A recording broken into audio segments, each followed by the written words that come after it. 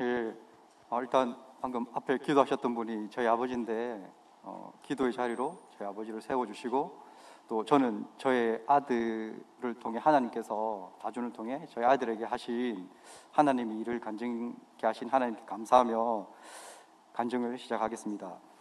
안녕하세요. 함께하는 교회 김대성 집사입니다. 저는 올해 중2 아들, 초6 딸, 초5 딸을 둔 아빠입니다. 저는 모태신앙이지만 사춘기 때부터 기독교와 교회가 신앙이라는 이름으로 나의 자유를 억압한다는 생각에 항상 집을 떠나면 신앙을 떠나 자유롭게 살고 싶은 마음이 가득했습니다. 그래서 대학교 때는 많은 철학책과 인문서적을 읽으며 하나님을 떠나서 살았습니다. 그런데 군대를 다녀와서 패션 오브 크라이스트라는 영화를 극장에서 보다가 저는 예수님을 인격적으로 만났습니다. 제가 예수님을 처음 만나고 나서 자주 드는 생각 중 하나는 더 어린 나이에 예수님을 만났으면 더 좋았을 텐데입니다. 그래서 저는 밤에 아이들이 잠들기 전에 머리에 손을 얹고 기도할 때마다 더 어린 나이에 우리 예수님 인격적으로 만나는 은혜를 허락해 주실 것을 항상 간구했습니다. 제가 기도를 열심히 해서 일어나는 인과적 결과가 아니라 하나님께서 언약을 이루실 것을 믿고 말이죠. 그런데 하나님께서 이번 겨울방학 다중캠프인 WBC 챔피언에서 그 은혜를 저의 아들 하민이에게 베풀어 주셨습니다. 하민이는 초등학교 5학년이 되자 저희 아들 하민이는 지금 중2가 되는데 하민이가 초등학교 5학년이 되자 자신은 하나님이 안 믿어진다고 그래서 교회를 갈 이유가 없다고 저희에게 선포한 아이입니다. 그리고 교회 공동체를 지극히 싫어하는 아이입니다. 왜냐하면 자신은 하기 싫은 건 안 하고 싶은데 교회 가면 예배 때 큰 소리로 찬양해라, 말씀 읽어라, 고학년이니 동생들을 챙겨라, 하기 싫은 이것저것 많이 시키니까 짜증난다는 것입니다. 자신의 자유와 시간, 효율성을 빼앗기며 왜 공동체에 헌신하고 함께 해야 하는지 모르겠다는 것입니다. 어디서 많이 들어본 얘기지 않습니까? 네, 맞습니다. 제가 하나님을 떠나고 싶었던 이유, 바로 하나님보다 저의 자유를 최우선으로 두고 살고 싶은 이 자기중심성의 죄성은 제가 가르쳐 주지 않았는데도 어찌 이렇게 흘러갔는지요. 아들 하민이의 이런 모습을 보면서 제가 잊고 있었던 예수님 만나기 전의 모습들이 새록새록 떠올랐고 참 많이 회개했습니다. 그런데 그런 아들을 어쩌겠습니까? 어릴 때는 먹을 것으로 선물로 달래기도 하고 때로는 권위적으로 끌고 해서 교회 예배 자리에는 계속 나오게 했습니다. 저는 아이들에게 예배 자리만큼은 아빠의 그늘에 있을 때는 빠지면 안 된다고 이미 단단히 말해두었습니다. 그래서 아들은 입이 툭 튀어나와 불평해도 예배 자리에 나갔습니다. 그 예배 자리에서 단 한 말씀이라도 주님 만나면 인생이 달라지는 것을 경험했기에 양보할 수 없었습니다. 사실 함께하는 교회 집사로, 셀장으로, 로마서를 전하는 성도로 섬기며 있지만 내 아이가 예수님을 믿지 않는다는 사실이 드러난다는 것은 부모로서 인내하기가 참 쉽지 않았습니다. 저 아이는 대성집사 아들이 아니냐, 그런데 왜 교회에 슬리퍼를 신고 오냐 하지 않을까, 예배 시간 때 뒤에 앉아 엎드려 있는 아들을 보면 저 아들은 집에서 신앙교육은 안 하나 하는 생각은 하지 않을까, 주위의 눈빛이 괜히 부담이 되고 마음이 어려웠던 적이 한두 번이 아닙니다. 제가 하민이에게 교회 갈 때 슬리퍼 신지 말라고 얘기 안 했겠습니까? 하민아, 니 대통령 만나러 가는데 슬리퍼 신고 가면 되겠나? 엎드려 있으면 되겠나? 라고 하니 뭐라고 하시는지 아십니까? 그래서 나는 교회 안 가고 싶다고, 나는 하나님이 없다고 생각하는데 왜 슬리퍼 신으면 안 되냐고, 엎드리면 안 되냐고 합니다. 대통령은 눈에 보이는데 하나님은 안 보이잖아, 하나님은 사람들이 만든 거라고 하민이가 말하길래 제가 공기도 눈에 안 보이지만 있는 것처럼 하나님도 눈에 안 보이지만 계신다고 하니 아들은 공기는 과학적으로 증명이 되었지만 하나님은 과학적으로 증명되지 않았다고 했습니다. 하나님이 믿어지는 이 시작이 되지 않으니 도통 대화가 되지 않았습니다. 불신자구나. 나는 하나님을 믿는 아빠지만 아들은 하나님을 믿지 않는 불신자 아들이었습니다. 이런 아들에게 신자처럼 살기를 요구하는 것은 오히려 복음을 막겠구나, 복음이 오히려 더 율법적으로 들리겠구나 하는 생각이 들었습니다.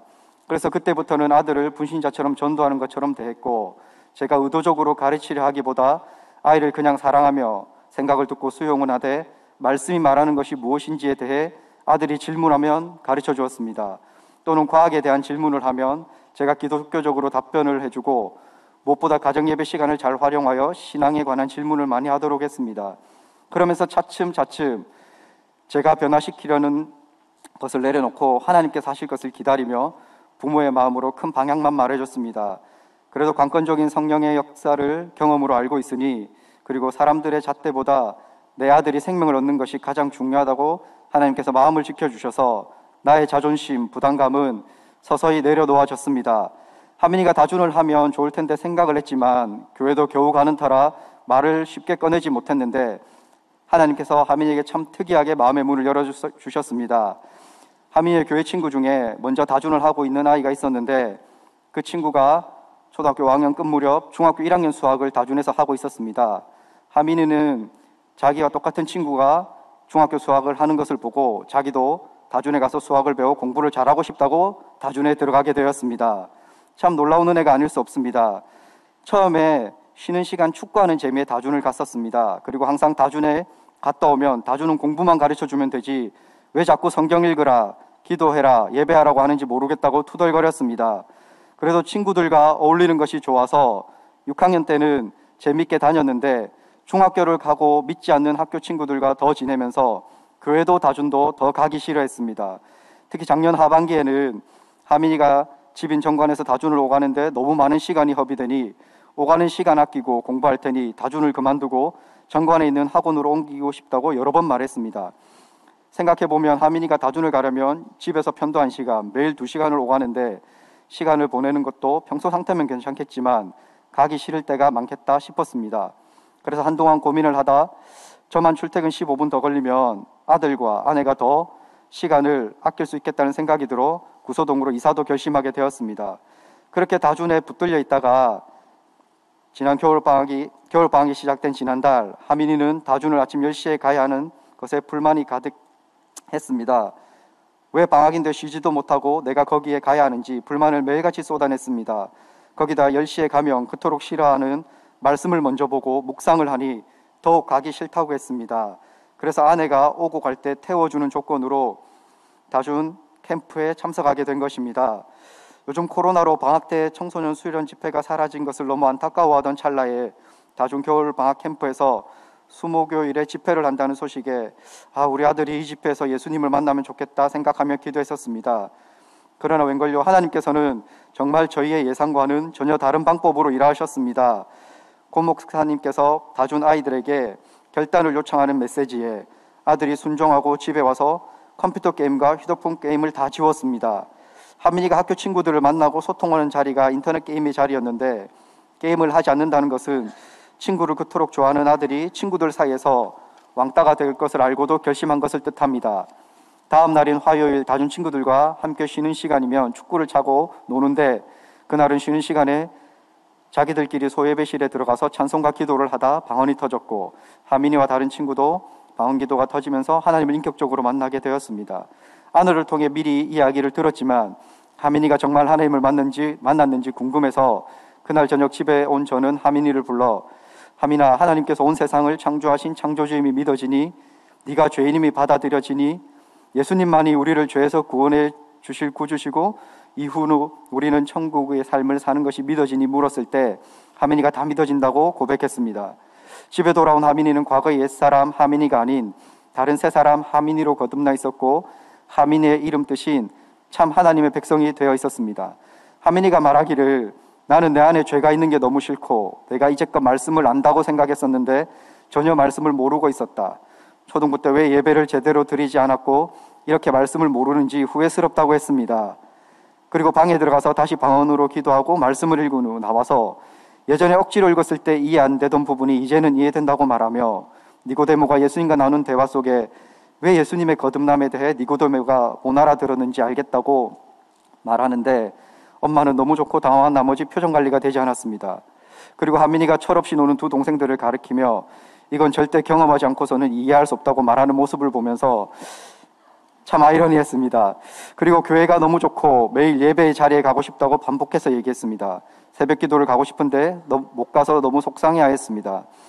그리고 다준에서 예수님을 만나지 못한 친구를 보며 자신이 예수님을 알지 못하였던 모습과 닮아 보여 그 친구가 너무 안타깝고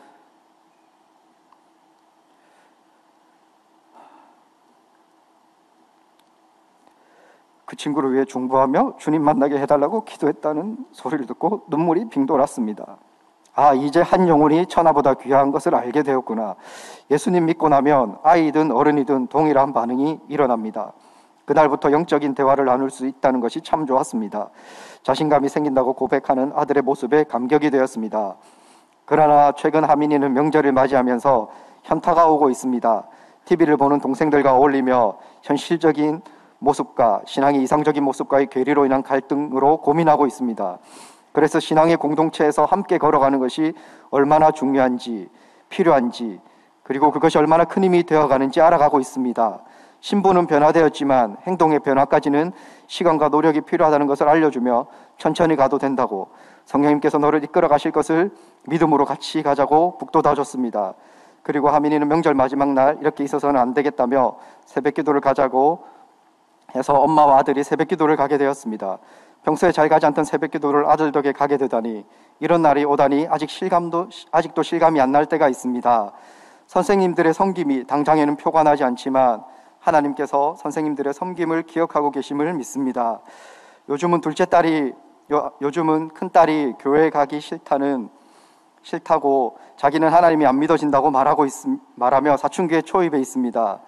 싫고 힘든 시간이 지나가야 할 것이 보이지만 전능하신 하나님께서 능히 이 아이 또한 거듭나게 하실 것을 믿습니다. 부모인 저희는 더욱 겸손히 섬기게 될 것입니다. 아이들에게 가장 행복한 삶은 어떤 삶일까요? 남들보다 잘 사는 것, 좋은 직업을 가지고 신앙생활을 잘하는 것. 저는 아이가 자신을 향한 하나님의 창조 목적을 발견하고 예수님을 닮아가며 이 땅의 빛과 소금으로 사는 것이 가장 행복한 삶이라고 생각합니다. 남들과 비교하는 삶이 아니라 하나님께서 자신에게 부여해 주신 고유하고 존귀한 삶을 사는 인생. 하민이와 다주는 이미 시작되었지만 아직 완성된 것이 아니라 지금 하나님께서 지어가고 계십니다. 하나님께서 하실 이 일에 부모인 우리가 먼저 뛰어들어가 보지 않겠습니까? 그리고 하나님께서 우리를, 그리고 이 다준을 바로 세워주실 것을 신뢰하며 함께 기도하며 같이 세워가면 좋겠습니다. 이후로도 더 많은 아이들이 다준에서, 그리고 함교에서 예수님을 만나는 역사가 펼쳐질 것입니다. 왜냐하면 하나님께서 그 일을 원하시고 그 일을 시작하셨기 때문입니다. 그래서 함교의 부모님들인 우리 아이들이 예수님 믿고 변화되는 간증의 이 자리에 더 은혜가 넘쳐나는 간증이 가득하기를 소망합니다. 우리를 구원하여 이 자리에 초대하신 예수님께 감사하며 이 간증을 마칩니다. 감사합니다.